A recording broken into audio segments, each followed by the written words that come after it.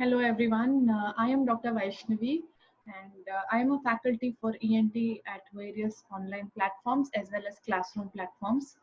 So today I am here to discuss about recurrent laryngeal nerve and the triangles that are associated with it, because it's very confusing and difficult to identify the course of recurrent laryngeal nerve and the triangles with it.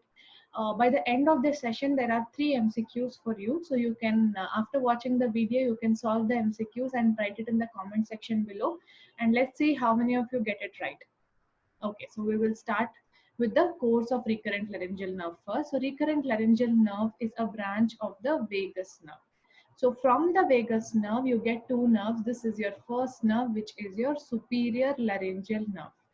Then it continues down, the vagus continues down. On the left side at the level of arch of aorta, you get the recurrent laryngeal nerve.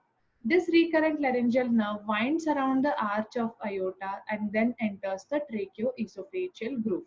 So the left recurrent laryngeal nerve is given at the level of arch of aorta in the superior mediastinum. So we know that it is a branch of the vagus nerve. The left recurrent laryngeal nerve is given off by the vagus nerve at the level of arch of aorta, where it winds and then enters into the tracheoesophageal groove. We will see what happens above this in the next slide, but for now we'll see what happens to the right recurrent laryngeal nerve. The right recurrent laryngeal nerve is given off again by the vagus nerve at the level of subclavian artery. So this is your subclavian artery, and it is given at the level of subclavian artery, where it winds around the subclavian artery and it enters into the tracheoesophageal groove. So both the right recurrent and the left recurrent laryngeal nerve are given off by the vagus nerve. The right remains in the neck above the clavicle at the level of subclavian artery it is given off, whereas the left recurrent laryngeal nerve is given at the level of arch of aorta in the superior mediastinum. So left has a longer course and hence it is more susceptible to longer course and more susceptible for palsy. So this is in brief about the recurrent laryngeal nerve. Now, what is the relation of recurrent laryngeal nerve with the inferior thyroid artery? The recurrent laryngeal nerve is in close proximity with the inferior thyroid artery, especially on the right side. So if the MCQ is the recurrent laryngeal nerve, which is most often susceptible to palsy, your answer will be left. But if they're asking you in thyroid surgeries, the recurrent laryngeal nerve that is more susceptible to injury, then it should be your right recurrent laryngeal nerve, because on the right side it is intermingled with the right inferior thyroid artery and it is in close proximity with it. So when you're ligating the lower pole of the thyroid, where you're ligating the inferior thyroid artery, there is a higher chance of traumatizing the right recurrent laryngeal nerve. So the course of recurrent laryngeal nerve is variable.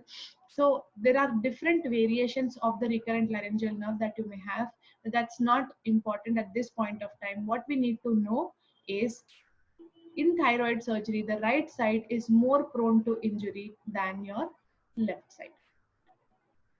Now, where does this recurrent laryngeal nerve go after going into the tracheoesophageal groove? So we know both the recurrent laryngeal nerves, after they branching from the vagus, go into the tracheoesophageal groove, and then they go below the inferior constrictor muscle. So this muscle is your inferior constrictor muscle. So the nerve goes below the inferior constrictor muscle near the lower horn or lower cornua of the thyroid cartilage. So this is your thyroid cartilage. It has got an upper cornua and a lower cornua. So lower cornua or inferior horn of the thyroid cartilage. Below that, the recurrent laryngeal nerve goes. From there, it enters into the larynx. So you need to know it is in relation to inferior thyroid artery, inferior constrictor, and the inferior cornua of the thyroid cartilage. So all is inferior, because recurrent laryngeal nerve supplies the inferior half of the larynx. So recurrent laryngeal nerve supplies all the motor muscles of the larynx except your cricothyroid, which is supplied by your superior laryngeal nerve and specifically your external branch of the superior laryngeal nerve. The sensory fibers or the sensations in the larynx below the level of your vocal cord. So if this is your larynx, we divide it into supraglottis, glottis and subglottis. So the part of the larynx below the level of vocal cords is your subglottis. And your part at the level of vocal cords and 1 centimeter below it is your glottis. So the lower half of the larynx receives its sensory innervation from recurrent laryngeal nerve, whereas the upper half receives from superior laryngeal nerve, specifically the internal branch of superior laryngeal nerve. So in addition to motor and the sensory branches, it also gives off cardiac branches when it passes close to the subclavian artery or the arch of aorta. Now we are coming to our main topic, which is your triangles associated with the recurrent laryngeal nerve. So there is Bair's triangle, there is Lowry's triangle, there is Simon's triangle. These three triangles are associated with recurrent laryngeal nerve. And it is often difficult to remember the boundaries. First, the thing is why these triangles came into existence and why are we studying about it?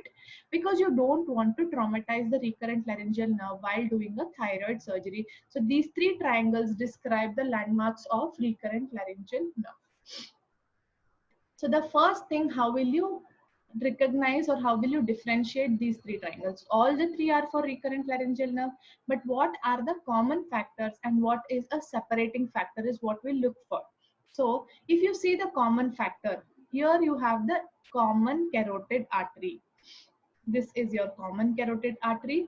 This is your recurrent laryngeal nerve. And superiorly from the common carotid artery, you have the inferior thyroid artery. So common carotid artery, recurrent laryngeal nerve, and superiorly from the common carotid, you have the inferior thyroid artery. So if artery is forming your superior border of the triangle, then it is your Bair's triangle. Artery A is forming Bair's triangle, A followed by B. This is how you will remember. The second one is your Lowry's triangle. Again, the common factors is common carotid artery laterally, recurrent laryngeal nerve in the tracheoesophageal groove medially, and what is that superiorly instead of your inferior thyroid artery? If you have the lower pole of the thyroid or the inferior pole of the thyroid, it is your Lowry's triangle. So how will you remember? Lowry's is lower pole of thyroid. Okay, so the same thing, common carotid, recurrent laryngeal nerve, instead of artery, lower pole, it is Lowry's. So artery forms the superior border of Bair's triangle. Lower pole of the thyroid forms the superior boundary of your Lowry's triangle. Now we go to the next one, which is your Simon's triangle.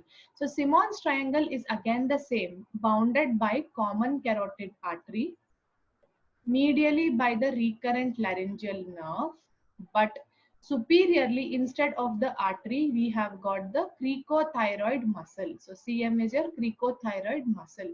So instead of artery or instead of the lower pole of the thyroid, if the superior boundary is formed by the cricothyroid muscle, then we call it as Simon's triangle. So in the name you have double M or you have M. So you can write it as muscle forms the boundary of Simon's triangle. So artery will form the superior boundary of Bair's triangle.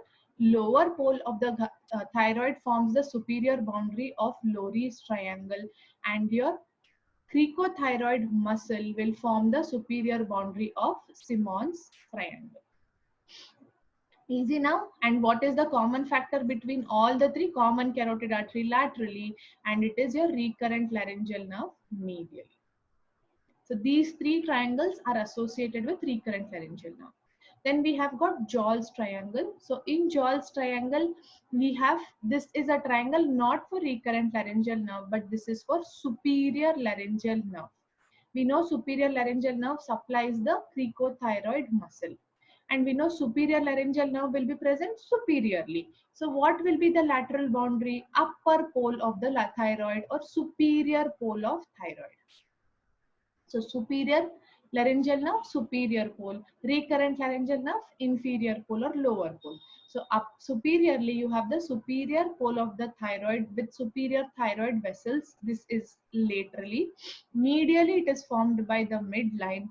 Superiorly, it is the attachment of the strap muscles. The floor is formed by the cricothyroid muscle, which is pierced by the superior laryngeal nerve, because superior laryngeal nerve supplies this cricothyroid muscle. So this triangle, which is formed laterally by the upper pole of the thyroid and the superior laryngeal vessels, medially by the midline and superiorly by the strap muscles, the floor is formed by the cricothyroid muscle, is your Joll's triangle. The last one is your cricothyroid space of Reeves. Now, why are we interested in this cricothyroid space of Reeves? Because we don't want to traumatize this superior laryngeal nerve. We know the external branch of superior laryngeal nerve supplies this cricothyroid muscle. This is your superior pole of thyroid. So between the upper pole of the thyroid and cricothyroid muscle, there is an avascular zone. So this avascular zone, which is there between the upper pole of the thyroid and the cricothyroid muscle, this is called as cricothyroid space of Reeves. This is an avascular zone. So if you go and dissect in this plane, your field will be clean and you can easily identify the superior laryngeal nerve branch which is supplying the cricothyroid muscle, and you will avoid trauma to the muscle. So easy to remember: Bair's triangle, artery; Lowry's triangle, lower pole of the thyroid; Simon's triangle, muscle; Joll's triangle, it is for the superior laryngeal nerve; and the cricothyroid space of Reeves is also for the superior laryngeal nerve. So these are the few MCQs. Recurrent laryngeal nerve has close relation to, it is closely related to which artery?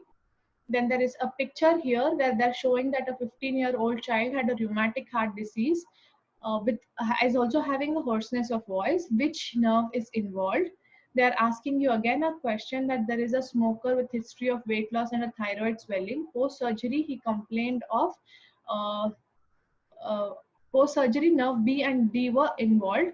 All are true except. So you have to answer this except question. So please answer in the comment section and I will give you answer tomorrow. Then there is another question here which is asking you what is this triangle. So identify this triangle and answer in the comments. So thank you very much.